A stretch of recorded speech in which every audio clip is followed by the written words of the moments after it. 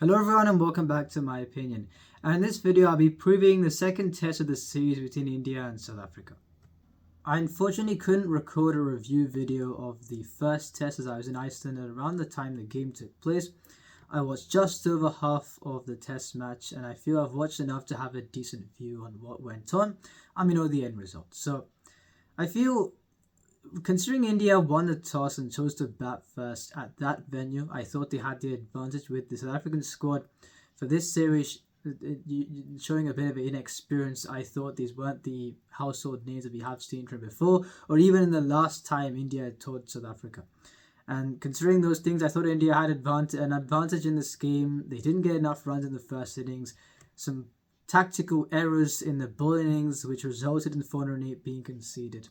And the only way India had a chance to come back into the game was to go on the attack and score a similar score as South Africa got to their first innings, and a 250-odd score where the cracks would open up on days 4 and 5 would give them a chance to win this game, and you think India would be favourites at that point in time.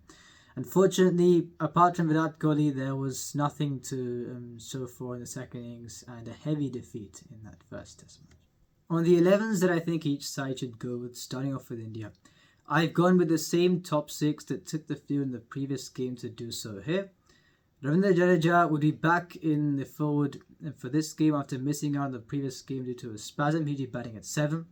They should play Ashwin at 8. He should play every test match. I think he should play in all formats, but they may not do that. But on my side, he'd be there. It would make no sense to drop him since, based on a client rate, he was India's best bowler in the previous game. And I think apart from him and Bumrah, there was no one else that made an impact in the previous game for India with the ball. And I've gone with Jasprit Bumrah at number 9, Mukesh Kumar at 10, and Mohammad Siraj at 11. On Prasidh Krishna, there have been some comments saying, is he equipped for Test cricket, which I think he is.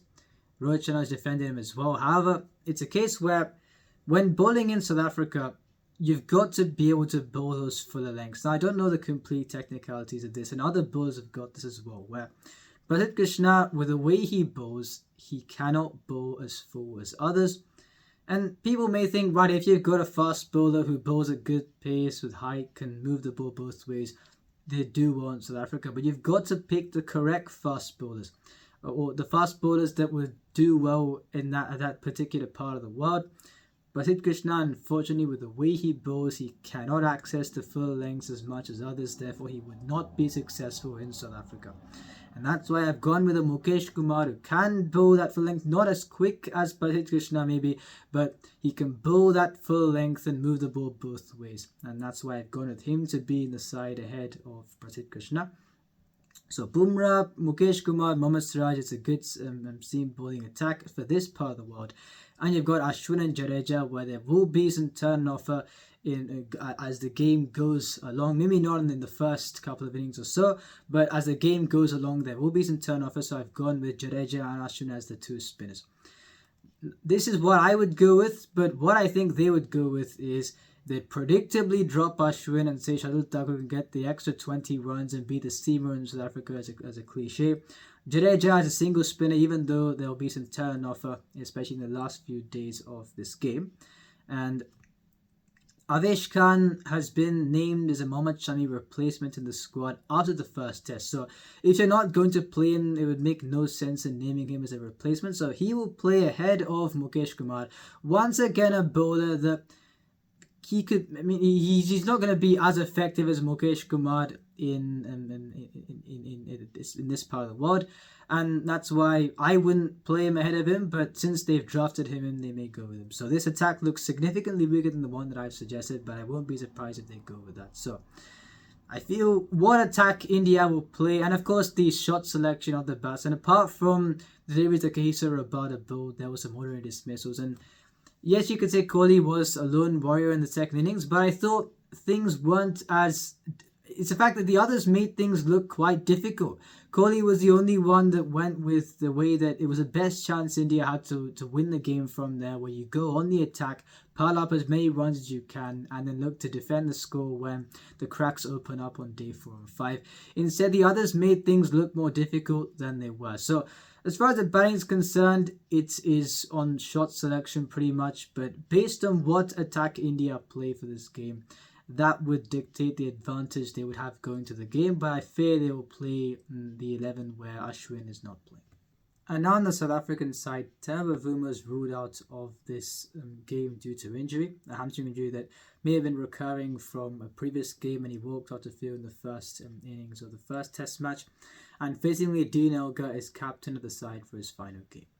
He's been a fantastic player for South Africa, and especially to average close to 40, and considering where he's played a lot of his games, is a testament to the fact that in the modern era in Test match cricket, he's been one of the more accredited openers.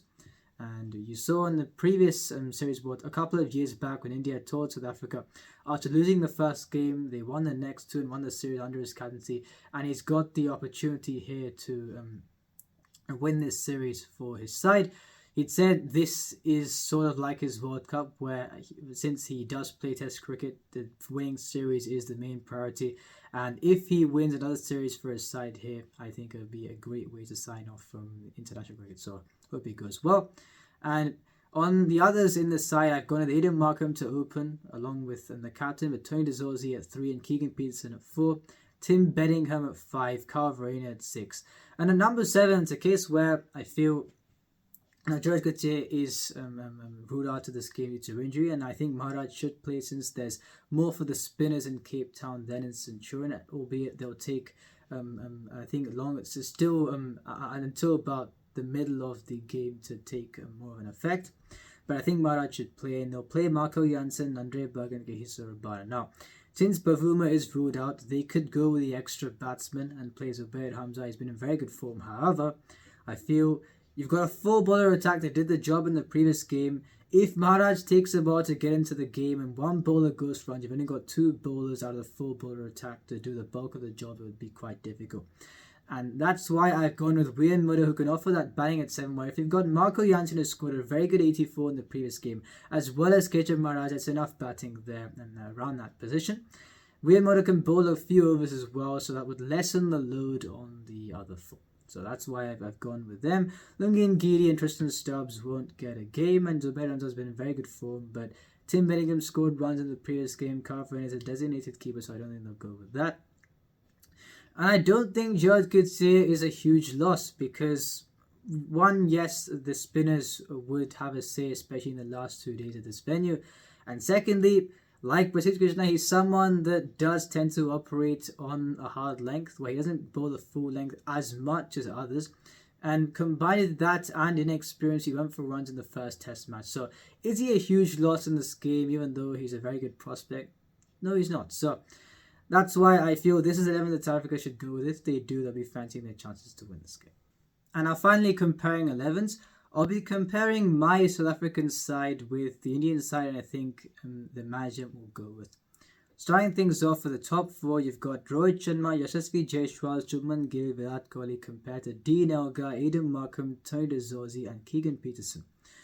On the 2 captains, Dean Elgar scored a fantastic 185 in the previous game. However, Rohit Sharma is still a fantastic player. He didn't contribute as much in the previous game, but he'll be raring to go in this one, I'm sure. So, yes, in terms of recent form, well, looking at one game, you've got Dean Elgar, who'd be going in with the recent form, but both those 2 are very good openers, and that's why I'm sure you can back them to come good. So about equal there.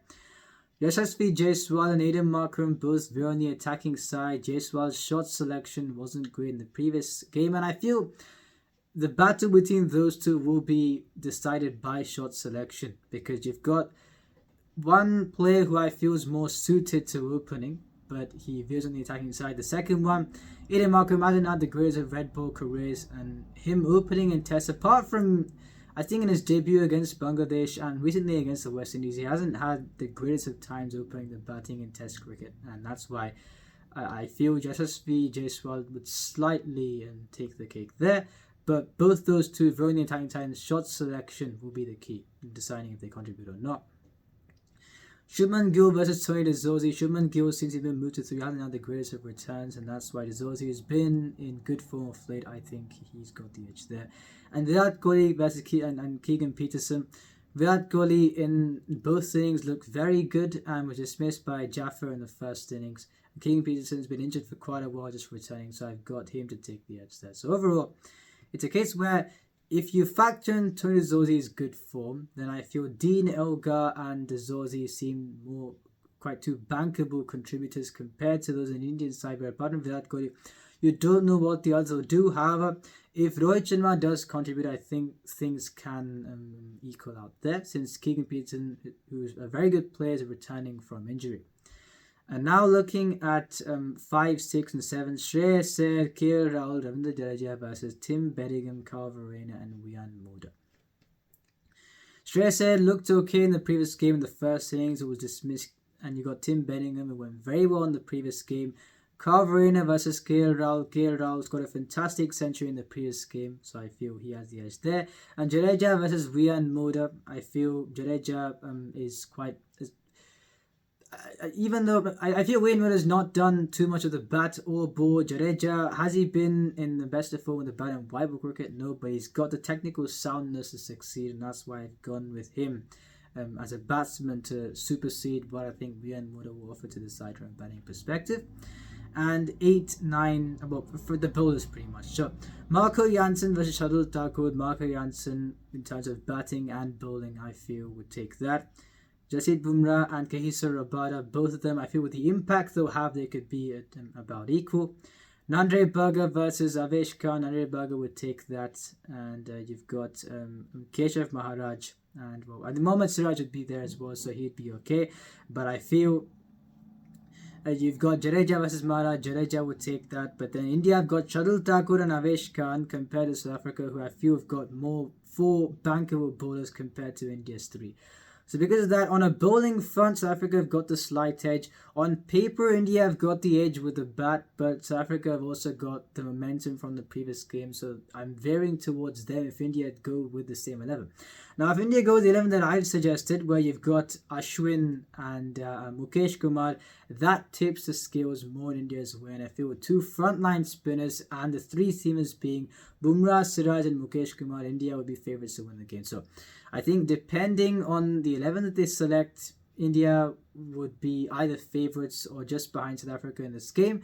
But if they select the one that I think they'll go with, then I think you can fancy South Africa to win this game and Dean Elgar to sign off from Test cricket with another series. So that's on this game. Let's see what takes place. In my view, I hope India win this series. And yeah, let's see how this goes. If you enjoyed this video, please like and subscribe and share it with your friends. Remember, this is my opinion. What's yours?